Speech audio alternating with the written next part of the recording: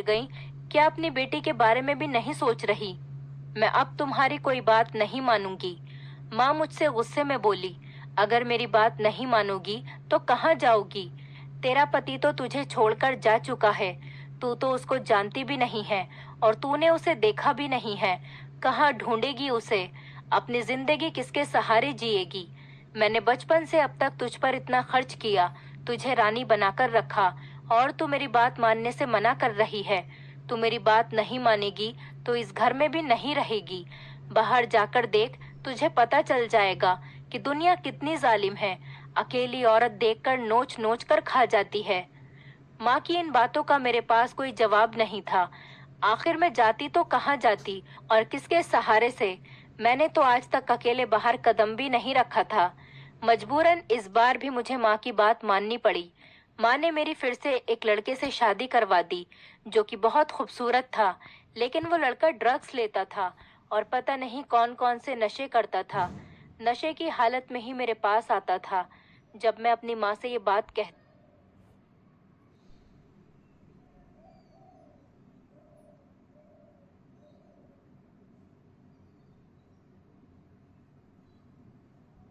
तो माँ मुझसे साफ कह देती कि तुझे क्या करना है, तू सिर्फ बच्चे पैदा करने पर ध्यान दे।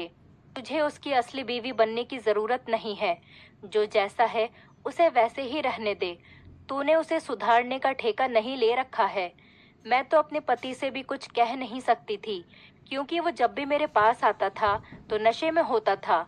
मेरी माँ उसे नशे के लिए पैसे देती और वो उनकी सारी बातें मानता जाता।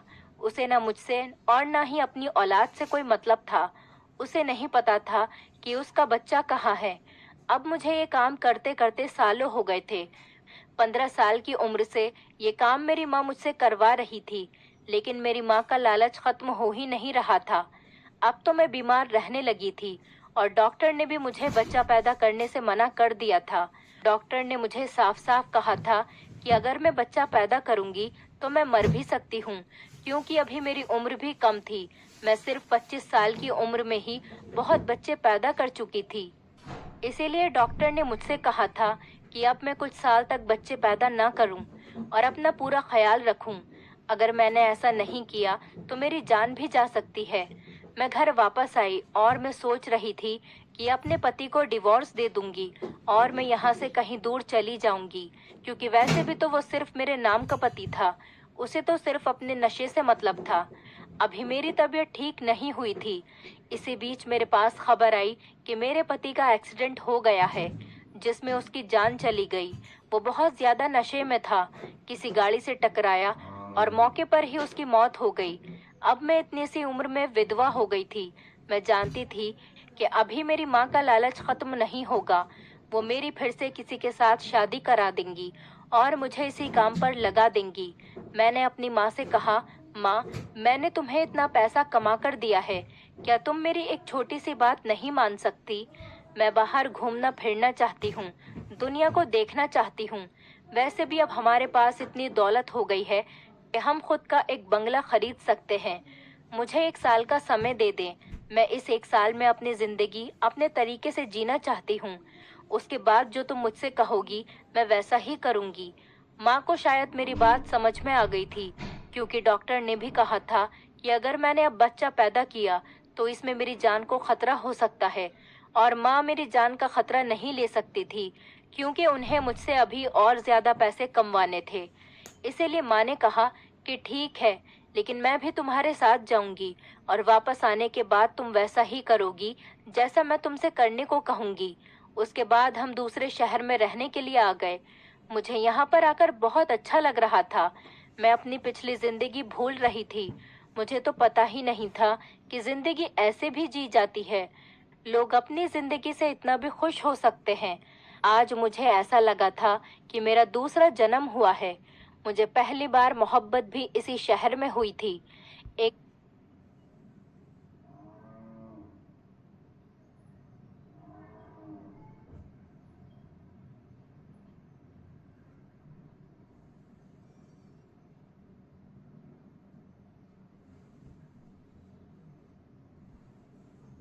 दिन मैं माँ के साथ शॉपिंग करने जा रही थी। रास्ते में मेरी एक गाड़ी से टक्कर हो गई। वहां मुझे एक लड़के ने बचाया और मुझे हॉस्पिटल लेकर गया। उसने मेरी पट्टी करवाई। इतने में माँ वहां पर आ गई और वो लड़का पता नहीं कहाँ चला गया। मैं तो उसके बारे में सोचती ही रह गई। वो लड़का मुझे बहुत अच्छा लग रहा था। जैसे वो मुझे अपनी गोद में उठाकर हॉस्पिटल लेकर आया, सब कुछ एक सपने के जैसा था। मैं सोच रही थी कि पता नहीं वो मुझे दोबारा मिलेगा या नहीं। हम घर पर आ गए। कुछ दिन मैं घर पर ही रही। बाद में जब मैं शॉपिंग करने गई तो वो लड़का अपनी एक कपड़े की दुकान पर दिखाई दिया। मैं उसके पास चली गई और उसे थैंक यू बोला। उसने मेरी तरफ देखा और मुस्कुरा दिया। मुझसे पूछने लगा, तुम अब कैसी हो? मैंने कहा कि मैं ठीक हूँ। मैंने उससे पूछा कि ये दुकान तुम्हारी है? तो उसने कहा, हाँ ये दुकान मेरी ही है। अभी मैं उससे बात कर ही रही थी कि माँ वहाँ पर आ गई और मुझसे कहने लगी कि तुम यहाँ किससे बात कर रही हो? मैंने कहा, माँ ये वही लड़का है जिसने मेरी जान बचाई थी और मुझे हॉस्पिटल लेकर गया था। इनके कपड़ों की दुकान है। मैं इनसे कपड़े दिखाने को बोल रही थी। माँ ने कहा, क्या तुम्हें कोई सूट पसंद आया? मैंने कहा, हाँ माँ, मुझे ये सूट बहुत पसंद आया है। माँ ने मुझे वो सूट दिलवाया और हम घर पर वापस आ गए। उस लड़के का नाम राजेश था। मैं घर आने के बाद भी राजेश के बारे में ही सोच रही थी। शायद मुझे राजेश से मोहब्बत हो गई थी, लेकिन मैं ये जानना चाहती थी कि वो भी मुझसे मोहब्बत करता है या नहीं। एक दिन राजेश ने मुझे कॉल की और मिलने के लिए बुलाया। मैं माँ को बिना बताए राजेश से मिलने के लिए चली गई। अब मैं अक्सर राजेश से मिलने जाती और उससे फोन पर भी बात करती थी, लेकिन माँ को इन सब के बारे में कुछ नहीं पता था। राजेश एक बहुत अच्छा लड़का था। उसकी कपड़े की दुकान थी। वो इसी शहर में अपने माँ बाप के साथ रहता था। राजेश ने मुझसे शादी के लिए कहा और मैंने उससे हाँ कर दी। जब माँ को ये बात पता चली तो वो मुझसे बहुत नाराज हुई और कहने लगी कि तुम आज के बाद राजेश से बात नहीं करोगी। मैंने ये सब कुछ राजेश को बताया। राजेश ने कहा कि तुम फिक्र मत करो, मैं तुम्हारी माँ से खुद बात कर लूंगा। राजेश ने जब माँ से बात करी तो वो हमारी शादी के लिए मान गई। मुझे ये देखकर बहुत हैरत हुई कि माँ इतनी जल्दी राजेश की बात कैसे मान गई। वो तो मुझसे कुछ और ही काम करवाना चाहती थी। अगले दिन राजेश हमारी शादी की बात करने हमारे घर पर आया। उसने कहा कि हम एक हफ्ते बाद ही शादी कर लेते हैं। माँ ने अफसोस के साथ कहा कि ठीक है, जैसे तुम्हारी मर्जी। मैं बहुत खुश थी कि मेरी शादी राजेश से हो रही है। मैंने अपनी शादी की सारी शॉपिंग राजेश के साथ ही की थी। मैं राजेश के घर भी गई थी और उसके माता पिता से भी मिली थी। उसके माता पिता भी बहुत अच्छे थे। माँ मुझे इस शादी से खुश नहीं लग रही थी, लेकिन अब मुझे अपने पति के लिए जिंदगी जीनी थी। माँ के लिए मैंने बहुत जिंदगी जी ली थी। मैंने राजेश को अपने अतीत के बारे में कुछ भी नहीं बताया था।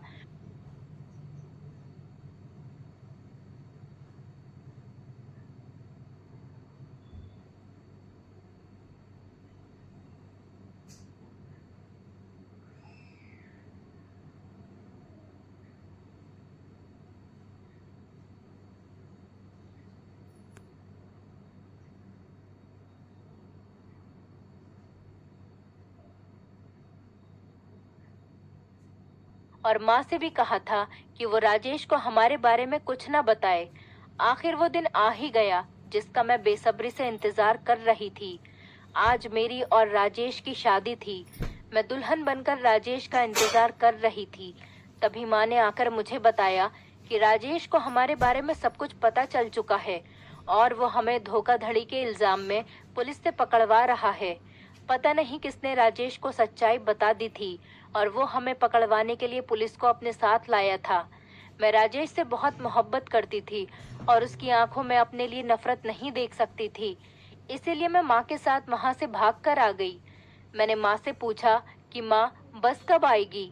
माँ भी बहुत बेचैनी से बस के आने का इंतजार कर रही थी। इतने में राजेश पुलिस को लेकर वहां पहुंच गया। मैं राजेश से नजरें नहीं मिला पा रही थी। माँ ने भागने की कोशिश की, लेकिन पुलिस ने उन्हें पकड़ लिया और उनके हाथ में हथकड़ी पहना दी। लेकिन हैरत की बात थी कि पुलिस ने मुझे हथकड़ी नहीं पहनाई थी। राजेश पुलिस वालों से कहने लगा कि आप इन्हें लेकर आगे चलिए, मैं अपनी होने वाली पत्नी के साथ पीछे आता हूँ। राजेश की ये बात सुनकर मैंने उसके चेहरे की तरफ देखा। मैं उससे कोई सवाल करती, इतनी हिम्मत मेरे अंदर नहीं थी। मैं सोच रही थी कि हो सकता है कि मेरी मोहब्बत ने राजेश को पिघला दिया हो और उसने मुझे माफ कर दिया हो। राजेश ने मुझे गाड़ी में बिठाया और हम पुलिस स्टेशन की तरफ जाने लगे। रास्ते में मुझे अजीब अजीब ख्याल आ रहे थे। मैं राजेश की तरफ देखती, लेकिन उससे कुछ पूछने की हिम्मत नहीं होती। आखिर पूछती भी तो किस मुंह से? मैंने राजेश से अपना इतना बड़ा सच जो छुपाया था। मैं सजा की हकदार थी। हम पुलिस स्टेशन पहुंचे तो माँ कह रही थी कि मुझे क्यों गिरफ्तार किया है और मेरा कसूर क्या है। तब राजेश ने कहा कि तुम्हें अरेस्ट किया गया है, छोटे बच्चों को बेचने के जुर्म में, पैसों के लालच में, अपनी 15 साल की बच्ची का बचपन बर्बाद करने के जुर्म में। मैंने हैरत से राजेश की तरफ देखा और उससे पूछा कि तुम्हें ये सब कैसे पता चला। उसने मुझे बताया कि उस दिन दुकान पर मैंने तुम्हारी माँ को पहचान लिया था, लेकिन मैंने और तुम्हारी माँ ने तुम्हें बताया नहीं था।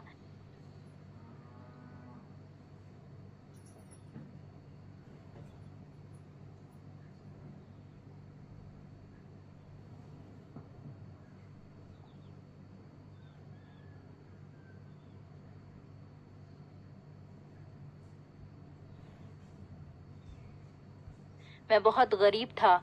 मेरे पिताजी नौकरी करके घर चलाते थे, लेकिन मेरे पिताजी के एक्सीडेंट के बाद पूरे घर की जिम्मेदारी मुझ पर आ गई। इसीलिए मैंने काम करना शुरू कर दिया था। कभी मुझे काम मिल जाता तो कभी नहीं मिलता। उसी बीच मेरी मुलाकात तुम्हारी माँ से हुई। उसने मुझसे कहा कि तुम्हारे लिए एक काम है, इसके बदले में मैं तुम्हें पैसे दूंगी। मैंने पूछा कि क्या काम है। तब उसने मुझे बताया कि तुम्हें मेरी बेटी से शादी करनी है और उसे प्रेग्नेंट करना है, लेकिन उस बच्चे पर और मेरी बेटी पर तुम्हारा कोई हक नहीं होगा। इसके बदले में मैं तुम्हें पैसे दूंगी। पहले तो मैंने इस काम से मना कर दिया, लेकिन फिर मैंने अपने घर के हालात को देखकर मजबूरन उनकी बात मुझे माननी पड़ी। फिर मेरी तुमसे शादी हो गई। मुझे तुम पर बहुत तरस आता था, लेकिन मैं सोचता था कि शायद तुम भी अपनी माँ के साथ मिली हुई हो। बच्चे होने के बाद मुझे तुमसे मोहब्बत हो गई और मैंने तुम्हारी माँ से कहा कि मैं तुम्हें अपने साथ अपने घर पर अपनी दुल्हन बनाकर लेकर जाना चाहता हूँ और अपनी जिंदगी इज्जत के साथ जीना चाहता हूँ। लेकिन तुम्हारी माँ ने साफ साफ मना कर दिया और कहा कि तुम मुझसे डिवोर्स लेना चाहती हो। तुम्हारी माँ ने कहा कि तुम मेरे साथ नहीं रहना चाहती हो, तो मैंने डिवोर्स पेपर पर साइन कर दिए, क्योंकि मैं तुम्हें जबरदस्ती अपने साथ नहीं रखना चाहता था। लेकिन मैं ऐसे बच्चे पैदा करके छोड़ भी तो नहीं सकता था। इसीलिए मैंने तुमसे दूर जाने का फैसला कर लिया और यहाँ इस शहर में आकर काम करने लगा। मैंने दिन रात मेहनत की और अपनी दुकान खरीद ली, लेकिन मैं तुम्हें नहीं भूल पाया था। भगवान से बस यही दुआ करता रहता था कि तुम मुझे मिल जाओ, और आखिर एक दिन तुम मुझे मिल ही गई। जब मैंने तुम्हारी माँ से तुमसे शादी के लिए कहा, तो वो मुझे पिछली शर्तों पर ही अपना दामाद बनाने को राजी हो गई। लेकिन अब मैं पहले की तरह मजबूर नहीं था। इसलिए तुम्हारी माँ चाहती थी कि किसी तरीके से हमारी शादी न हो, वो तुमसे ऐसे ही पैसा कमाती रहे। इसीलिए मैंने पुलिस को सारी बात बता दी। मैं पुलिस को सब कुछ बता रहा था तो तुम्हारी माँ ने सुन लिया और वो तुम्हें लेकर भाग रही थी। इसलिए हम तुम्हारा पीछा करते हुए यहाँ तक पहुँचे हैं। राजेश की सारी बात सुनकर मुझे पता चला कि राजेश ही मेरा पहला पति था। ये सुनकर मुझे बहुत खुशी हुई, लेकिन मैंने राजेश से कहा कि मेरी माँ अब जेल में ही रहेगी। राजेश ने कहा कि तुम फिक्र मत करो, जब तक इन्हें अपने किए का एहसास नहीं हो जाता तब तक ये जेल में ही रहेंगी और फिर मैं इन्हें निकलवा दूंगा। उसी दिन राजेश की और मेरी मंदिर में शादी हो गई। राजेश और मैं एक साथ बहुत खुश थे। मैंने भगवान का शुक्रिया किया कि उसने मुझे नर्क वाली जिंदगी से निकाल कर इतने अच्छे पति का साथ दिया। दोस्तों, उम्मीद करती हूँ आपको हमारी कहानी पसंद आई होगी। कहानी पसंद आई है तो वीडियो को लाइक करें। चैनल